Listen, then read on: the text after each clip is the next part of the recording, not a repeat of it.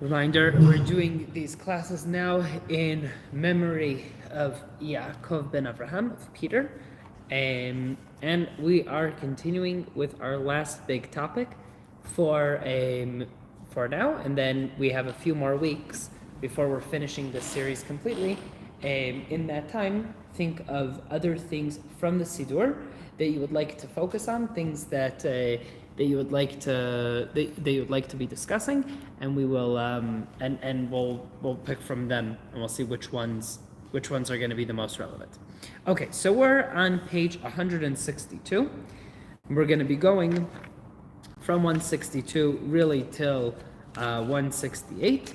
We're not going to be going through them in detail. We'll be learning a little bit more and understanding what this is, as this is a prayer that I know a lot of people are not familiar with, but it's an extremely important prayer. This is called Shir Shel Yom, the Song of the Day. The Song of the Day is a song that starts back in the time of the temple, in the time of the Mikdash. There is a place where the Leviim, where the Levites would stand on the stairs, and they would sing every day a song around the time of the offering of the Tamid. So there is an offering that is brought every single day, twice, once in the morning, once towards the evening after Mincha time. It's brought at that point, and there's a song of that day that is sung. This song, is it the same exact song or is it a different song? There's a difference of opinion. If this is the original songs that they were singing, a lot of opinions seem to say yes, this is the actual one for Sunday, for Monday, for Tuesday, each one of these days we sing. Some of them say it came a little bit later on as a memory of what used to be sung, but that it's not actually from that place. However, there's in the Gemara, when it's talking about the Shir Shel Yom, it has a very big importance to it. And it tells the story of the day that they stopped receiving testimony of when the new moon is past a certain time. Okay, so how did it used to be declared when Rosh Chodesh is, when the holidays are? The new month was decided when two people would come and they would bear testimony. Often they would come from Yericho, from Jericho, right? That's where Yericho gets its name, Yereach, moon, right? So it's the highest mountain in that area, and people would see the new moon and they would start walking, right? And they would start walking and they would go to Yerushalayim, and when they got there, they would have to bear testimony early enough in the day so that it could be decided tomorrow is Rosh Chodesh, tomorrow is the new month. Why is this important? Because deciding when Rosh Chodesh is makes a very big difference to when the holidays are, right? Including Rosh Hashanah, which is on Rosh Chodesh, right? We have certain dates that are really important. Yom Kippur, it's the 10th of the month, okay? If you eat on Yom Kippur, you're like not part of the nation. It's very serious. If you eat chametz on Pesach, you're not a part of the nation. It's really, really, really severe. And who gets to decide this, right? Unlike God deciding that the seventh day of the week is Shabbat, and regardless of what you want and how you do it, Shabbat is Shabbat, right? When it comes to the holidays, we get to decide that, right? So there's a story in the Gemara that says that there was people who came to give testimony, and they gave testimony late in the afternoon, and they didn't know which song, the Levim didn't know which song to sing. And it continues, and it ends up saying because they didn't know, because it was already the 30th of the month, and that technically should already be Rosh Chodesh, and they didn't know what was going on because no one was bearing testimony, then they didn't know, are we saying the one for the regular day of the week? Or do we say the one, it was for Rosh Hashanah, do we say the one for Rosh Hashanah, which is a different one, okay? And because of that, they changed the whole thing and said you can't bear testimony after the time of Mincha, of the early Mincha, okay? In other words, we're taking this now so seriously because we don't know which day like which song of Tehillim we're going to be saying, it became so serious that they said, we would rather push off Rosh Hashanah by a day than to say the wrong Tehillim, right? Like, that sounds very, very serious.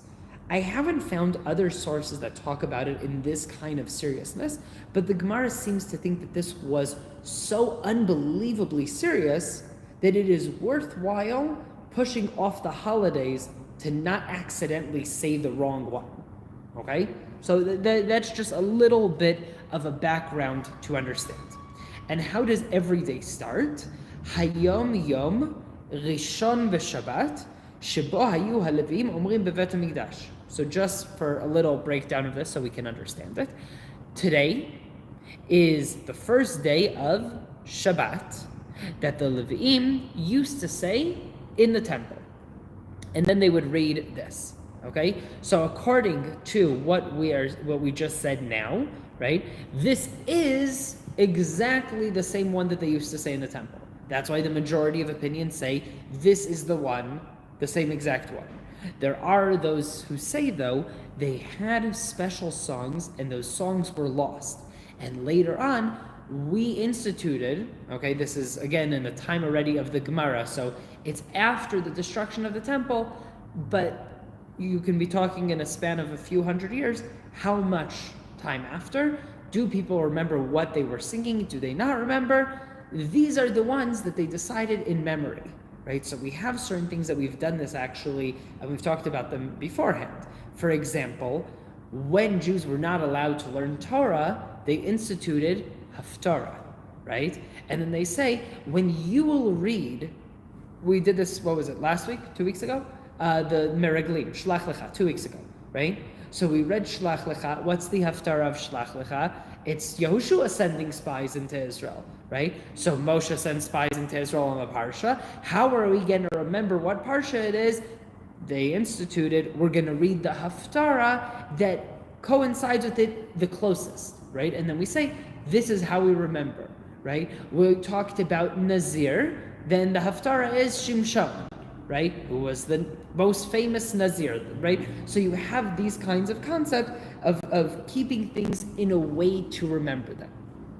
Now, if these are indeed such important prayers, and they were only said by the Levi'im at the time of the Bet HaMikdash when this offering is being brought, then why are we saying it over here? Okay, why are we saying it over here? This goes into a different Gemara. It's called the Talmud Yerushalmi. So up until now, basically any time that I mention the Gemara or the Talmud, I'm talking about the Babylonian one, the Talmud HaBavli, and that is the more common, famous one that people, whenever someone just says the Gemara, that's what they're talking about. However, at the same time that's being written, there's also rabbis in Israel who are having their own discussions, and we learn a lot of stuff from there. Some information is being passed back and forth, but for the most part, we're talking about slightly different worlds of Torah happening, and the Yerushalmi is really, really, really hard Aramaic, so that's the main reason that a lot of people do not learn it. It's a much harder Aramaic to read than the Babylonian one. Okay, but it's an important one to be familiar with also. And over there was a decree of we are going to keep doing Shir Shel Yom in memory of. So, for example, when we have, after the temple was destroyed, Rav Yochanan comes together and he comes and he compiles a bunch of halachas, and he says these are things that are called Zecher LaMikdash, in memory of the temple, because who knows how long this temple is going to be destroyed for? And if you don't have things that are being passed down from father to son every single generation, stuff that we can see, then we're going to have a problem. So for example, one of these rules is whenever you're building a house, you always leave a part of it unpainted, okay? Like exposed brick. You leave this 1 meter by 1 meter exposed brick, okay, at the entrance, so that when people come in, they remember God's house isn't here, our house is incomplete. This is called Zecher LaMikdash. Okay? Very, very common to see it in Jewish houses. Okay? You'll see it a lot more in houses of people who are religious. You don't do it necessarily to a house you're renting from, but it is a memory. Another thing is the Arba Minim, right? The Lulav, the Etrog, the Hadasim and Aravot that we bring to the Beit Knesset. According to halacha, was only ever done at Beit HaMikdash, which means people would come to Beit HaMikdash to shake Arba Minim. You're at home, you're not shaking Arba Minim. Okay? But because this was going to be something that will be forgotten, then Rabbi Yochanan says, we're going to institute that everybody is going to do it outside of the temple. Or maybe it was only the first day was inside the temple, okay, and afterwards, but everybody 7 days outside of the temple. Yes? Rabbi Yochanan is the one who establishes the yeshiva in Yemen. There's a few of Yochanans. I'm trying to remember. I think you're right. I think he's the one who he asks Tenli et Yavne v'chachamea. I'm pretty sure you're right that it's Rav Yochanan as a request from the Romans, right, to go in and help. But there's a few Rav Yochanans. I'm pretty sure that we're talking about the same one, but we can check it up later.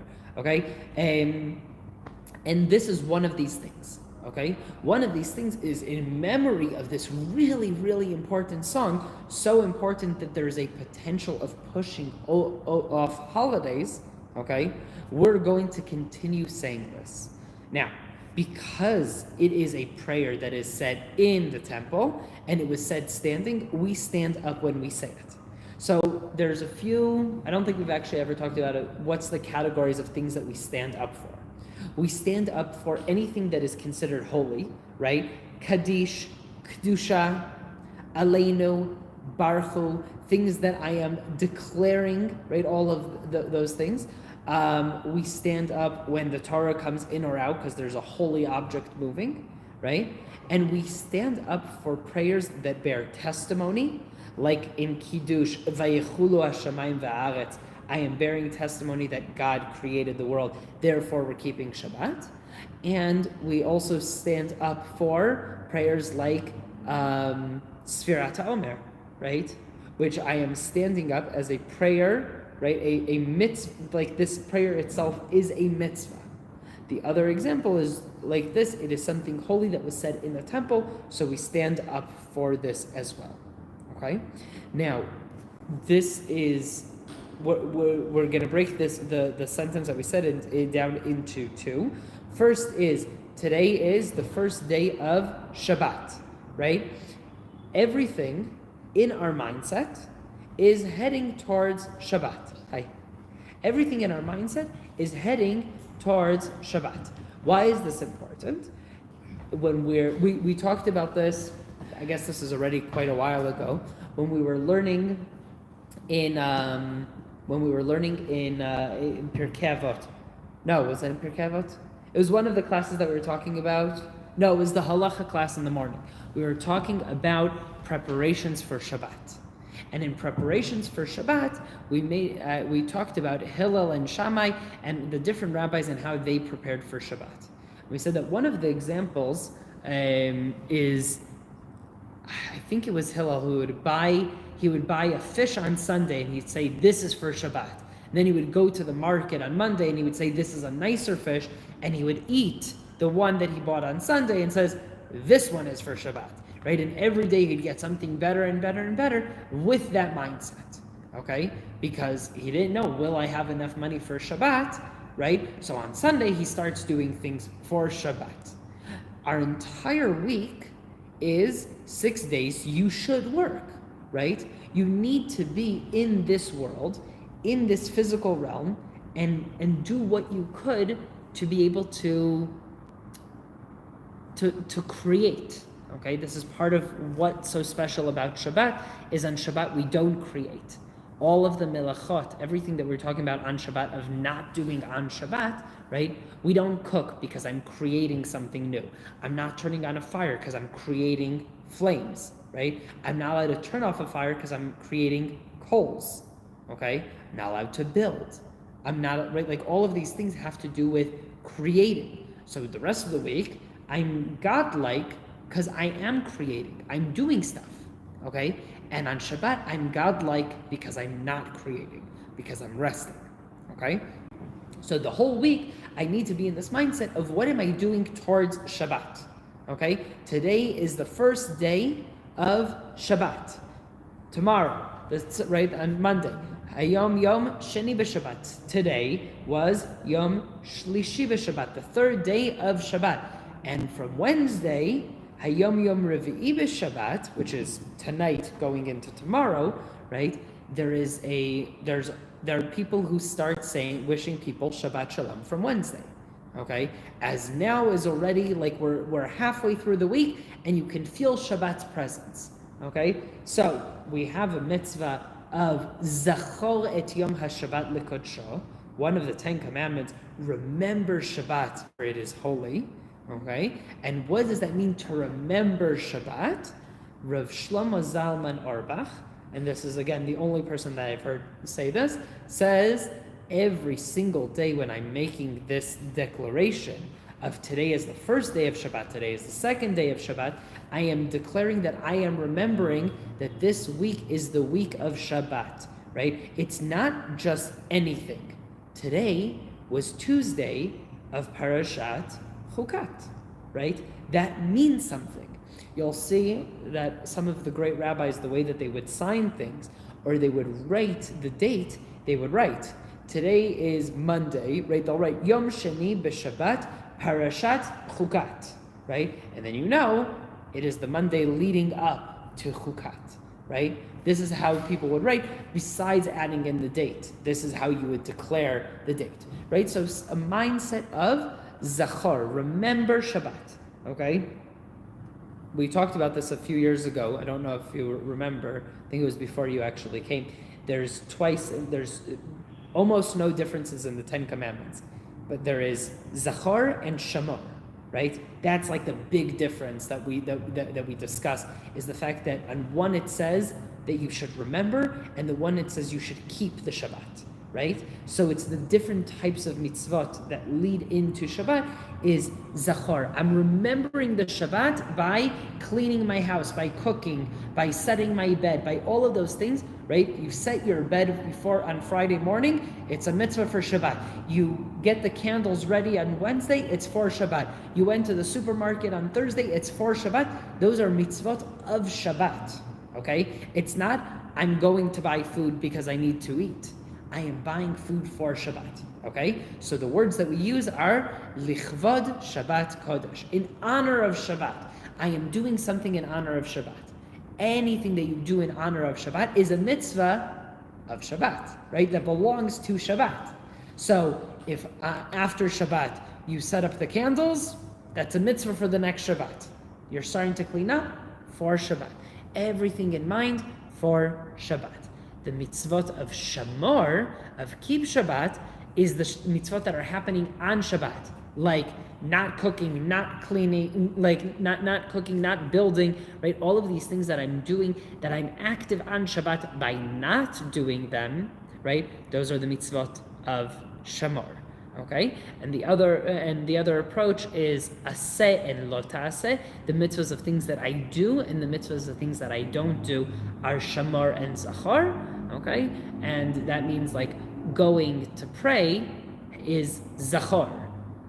Not cooking is Shamor, okay? So that kind of mindset. Yes? I wanted to ask, was this formula of counting the days towards Shabbat common for a layman in the community, in the society, or it's just in the temple? It sounds like when you read throughout the Gemara, this is not the only place that it is mentioned, okay? Of this mindset of Shabbat is throughout the whole week, right? I can't live in a mindset of Shabbat the whole week. It's not. The existence of the world, right? We're dividing it up into a few different things, and we talked about this also a few weeks ago. After davening, we talked about the fact that I think you actually asked that about the days of Mashiach, right? and we'll actually get to that when we're understanding the breakdown over here, is there's opinions that refer to it as a completely spiritual realm, right? Like not of this existence, right? If the real truth is that we're supposed to be at that level, right? We're supposed to be in the next world as far as like how holy and spiritual, right? Islam looks at it and says, the next world is the truth. So killing yourself makes no difference, right? This is like the mindset of the shaheed. It's get to the next world because this world doesn't matter. We say this world matters, right? It's just the next world is the real world, right? But you have to do things here. You can't just excuse yourself out of this world. If I'm saying Shabbat is the goal, that does not mean that I don't need to live in this world 6 days a week. It does not mean that I could say, I'm going to do Havdalah on Tuesday night, and I'm going to do Kiddush and light my candles on Wednesday, and I'm going to have a 7-day Shabbat. You're not allowed to do that, right? You're not allowed to remove yourself from the world and say, I'm in a world only of Shabbat. One day, when the world reaches the level of Shabbat, which is an opinion that we'll discuss tonight, then that changes things, okay? As soon as we're at a level of Shabbat, that's something else, okay? But it sounds like this is not the only place that it's talked about, so I do think that this was something that the layman would be saying, right? Of today it is the second day of Shabbat of this parsha. This was a way of talking. We definitely know that rabbis have been speaking like this for a long time. This is not new, okay? The question is, was it common talk or only amongst those who are spiritual to begin with? Okay, so today we said we're going with the first one. Today is the first day of Shabbat that the Levim used to say in Beit HaMikdash.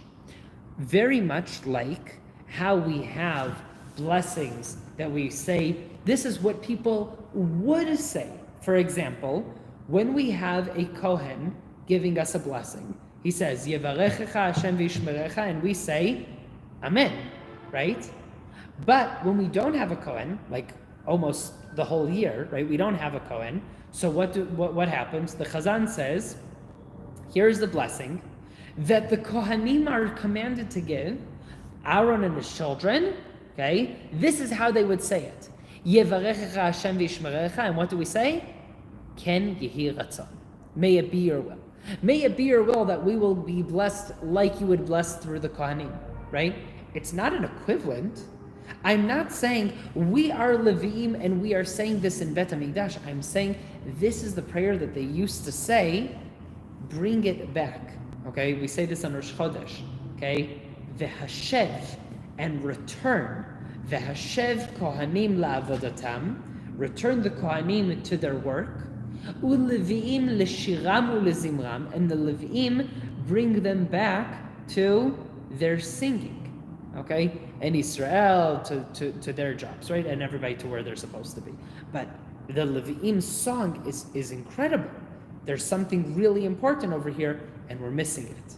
So there's six. There's 6 of them. There's 7 of them. We're not going to go through them. Actually, before that, you asked of how old this goes, how far this goes. Okay, we have one that we know that we say every single Shabbat. Mizmor Shir Shel Yom HaShabbat, right? Which means King David, a lot before the Gemara, right, writes this, and he says, here is the song for Shabbat, right? There is a concept of a song for each day, and the Gemara, you can keep your hand on 162 for a second. I want to skip to what we say on Shabbat on page 478. Okay? And page 478 or 479, if you're looking on the English side, this is a Mishnah from Tamid. Okay, so like what we said, the offering of the Tamid, this is what part of what the Mishnah talks about. And it says, Hashir Shalevim Hayu Omrim Beveit HaMikdash. Here's the Mishnah that tells us, okay, so Mishnah, this is before the Gemara, right? So we're talking about a few hundred years even before it is instituted as some sort of prayer. So the Mishnah tells us, it says, this is the daily song that the Levim would recite at the temple, and it goes as follows. On Sunday, they would say this. On Monday, they would say that. On Tuesday, they would say, right, and it goes through all of them, Mizmor Shir Yom HaShabbat. I skipped all the way to the end of that. The song for Shabbat, this is a song for the future, for a world that is all Shabbat, and it exists as eternal rest and life. Okay, we'll dig into that a little bit. So, we can even stay on this page. We can stay on 478. It's fine. It has all the information that we'll be just talking about. So, we have 6 days a week, and the question is, how were these ones chosen? Okay, how do you choose which song goes for each day? For Shabbat, it's easy. David HaMelech does this, right? He writes, Mizmor Shir Yom HaShabbat. Here is the song for Shabbat. So we already know. We know that this one is special.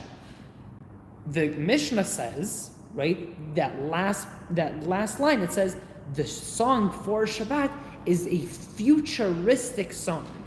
It is a song that the whole world and always will be Shabbat. It's a different kind of reality, okay? Right now we're in a world of existence, and then we'll be in a world of Shabbat. My second daughter, okay, her name is Shabbat, okay? We named her Shabbat. And one of the reasons that we named her Shabbat had to do with what is this exact concept. The concept of Shabbat is Adam and Chava are kicked out of the Garden of Eden, and on Shabbat, they get to go back to it to an extent. Their neshama belongs in Gan Eden.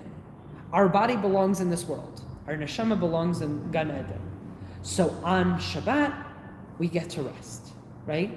There was, I think it was one of the rabbis of Chabad, the Tzemach Tzedek.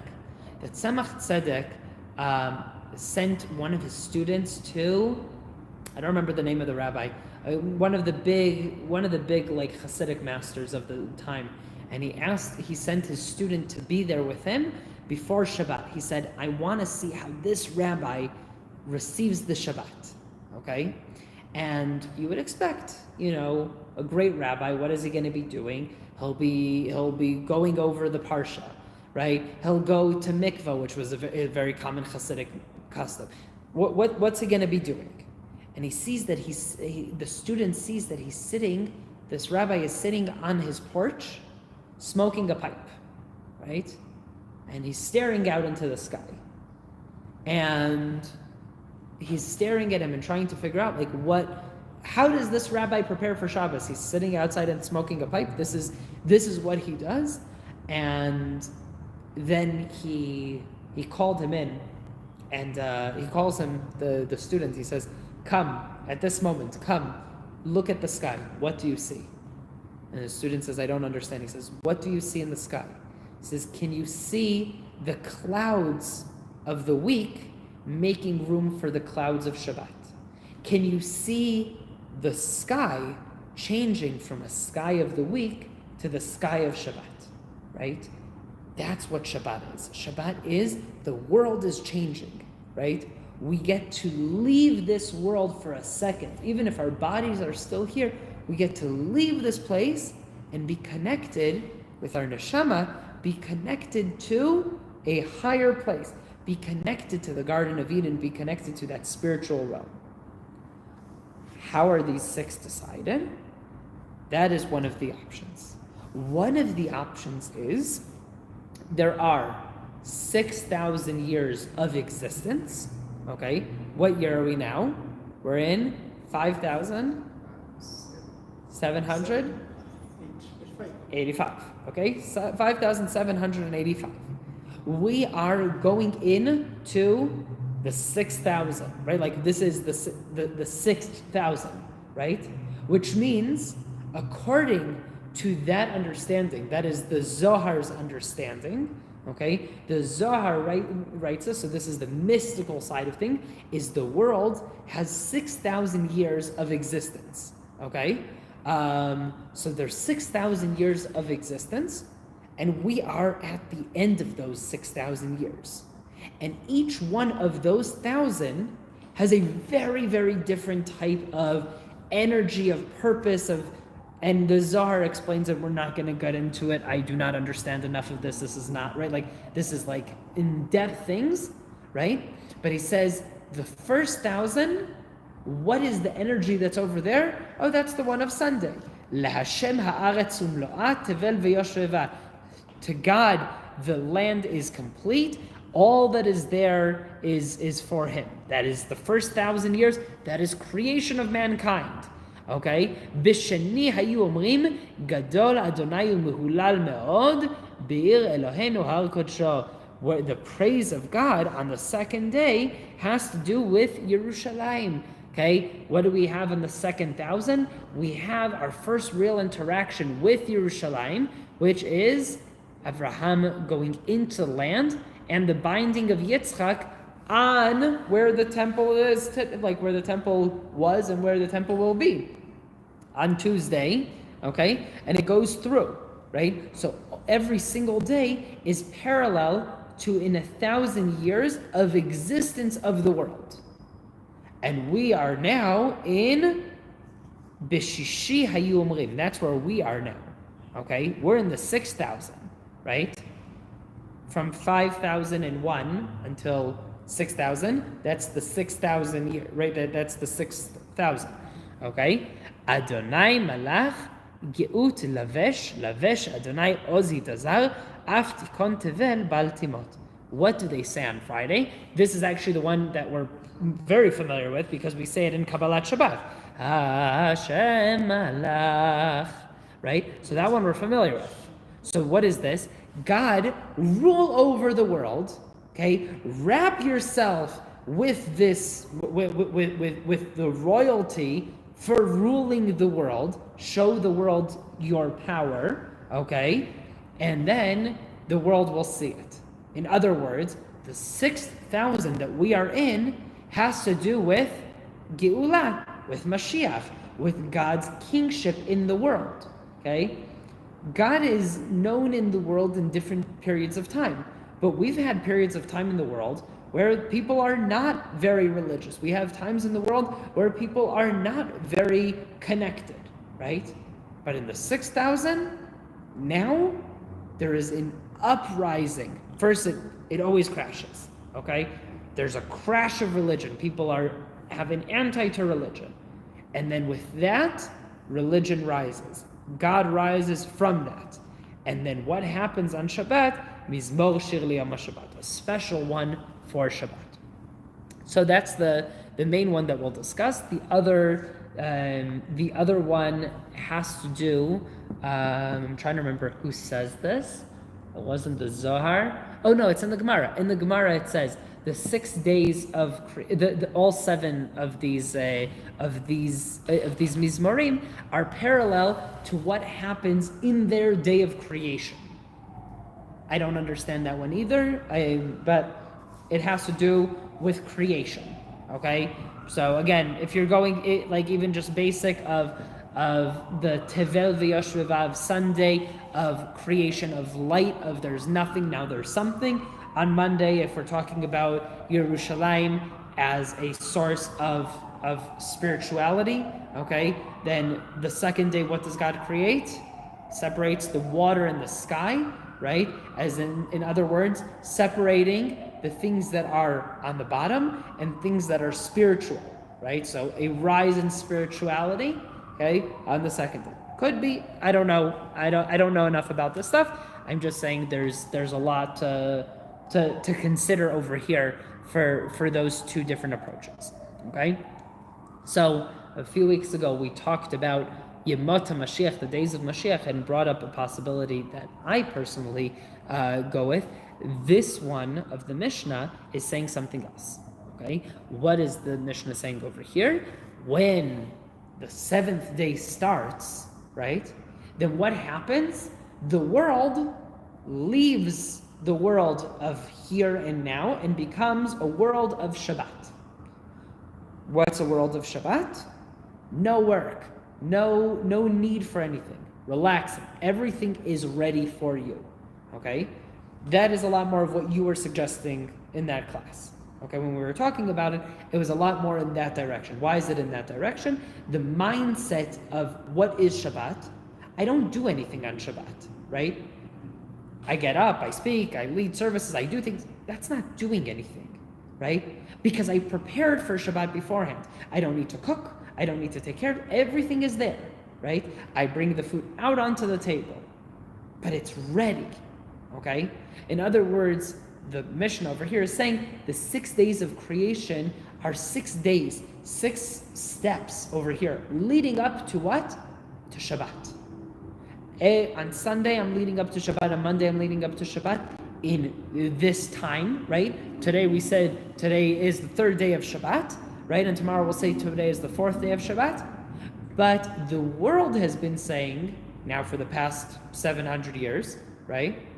What has the world been saying? Today is the 6th day of the world, right? That's what today is. This past 700 years, right? What is it? It's the 6th day of the world. So what happens in the 7th day of the world is fixed. The world is ready. The world rests, okay? That is Shir Shel Yom, okay? And now I'm going to take a step back. I'm going to stay actually with the Shabbat, just so we're familiar with this, on page 476. Just go back one page, okay? Outside of Israel, we don't say any of this. We just say Shir Shel Yom. The Shir Shel Yom, we say every day, okay? Doesn't matter. In Israel, outside of Israel, we say it every day. Where do we say it? We either say it there's different customs. Let's stick with the Ashkenazi one. We say it at the end of services. I said Aleinu, which is our last week's class, which is we say we finished, and then we say Shir Shel Yom, and inside Israel we also say En Keloheinu Pitum Aktoret. Okay?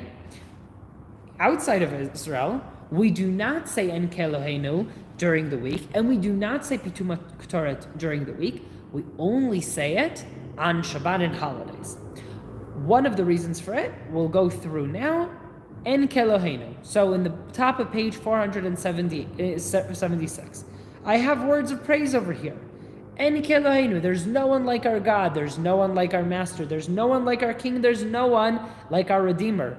And then it goes into who? Who is like our God? Who is like our Master, right? And it continues and it says, let's thank our God. Then it goes, blessed is our God. Then it says, after I blessed and praised and all that, then what do I say? You are our God, right? You are our King. You are the one who our fathers used to bring before you the very special Ketoret.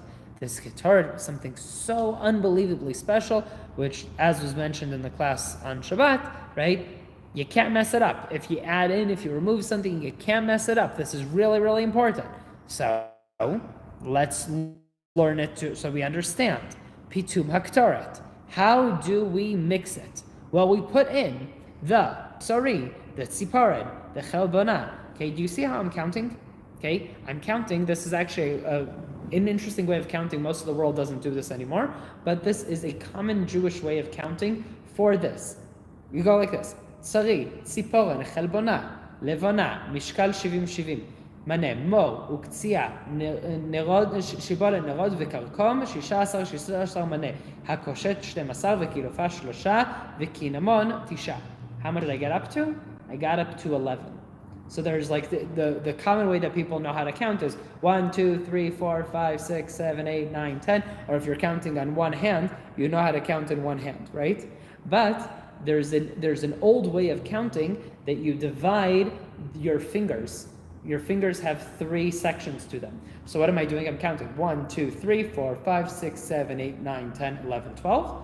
And then if I want to count with my other hand, then I got to 12. That's 12. I can't start again. I continue. 24, right? 36, right? So you can count like this. You get up to 60, okay? Up to 60 by counting like this. So I have my 2 hands. With 2 hands, I can count up to 60, okay?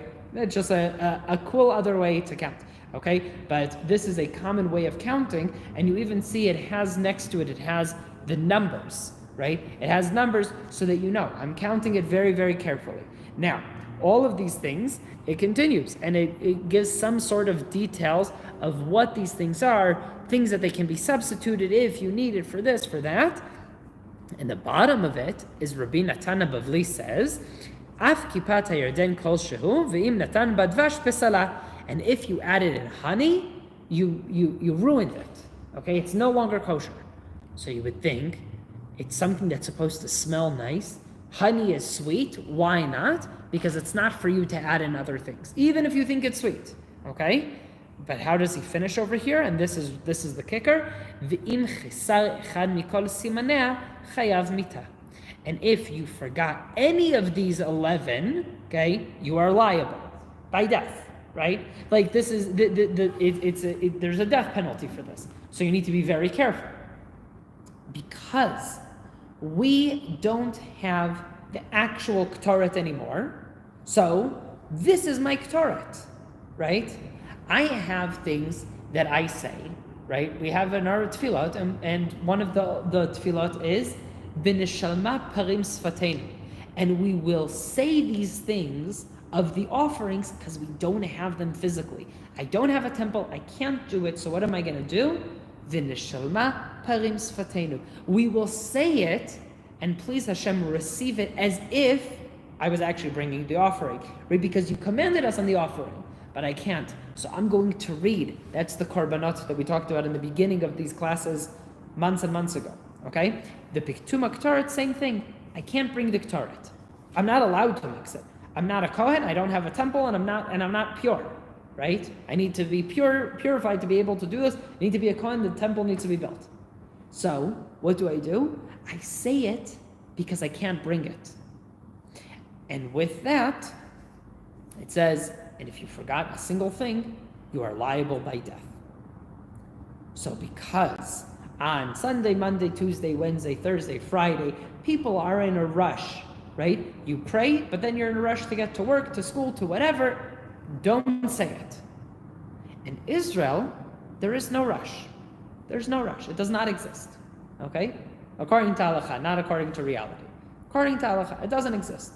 Because you're in Israel, you're in a spiritual place, you understand this spirituality. And therefore, you're not going to rush through it. And your boss understands that you have to daven. So you're going to finish it, right? The school understands that you have to daven, so you're going to finish it. Okay? So this is why we don't say it every single day. That continues. Rabban Shimon ben Gamliel explains a little bit more, and then we're going to skip to the bottom of it. Tana Devei Eliyahu. It's the small paragraph over there. Rabbi Eliyahu says, the Academy of Rabbi Eliyahu teaches us, Kol hashoneh halachot b'chol yom, anyone who learns two Torah laws, every single day, it is promised to him that he has a place in the world to come. That it says, we have a pasuk that tells us, Halichot olam lo, the ways of the world are his, belong to God. And he says, don't say halichot, ela halachot. When you read that word, don't say halichot, the ways of walking, but say halachot, the learning of it. Okay?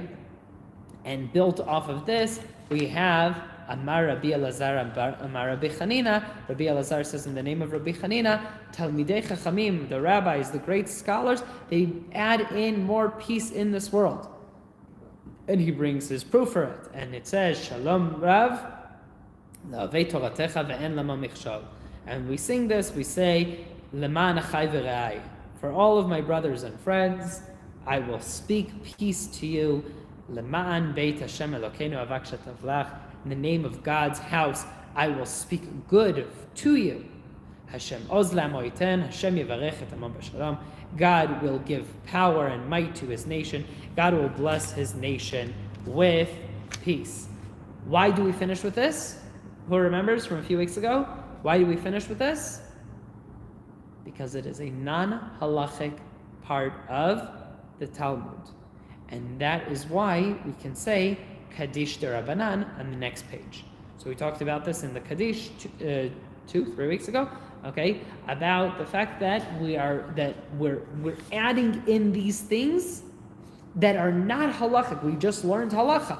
We just talked about these things about the Ketoret and all the thing that Rabban Shimon ben Gamliel said about how to add it in. But I want to finish with a Kaddish of learning, so they add in something important over here, and then we can say Kaddish de Rabbanan.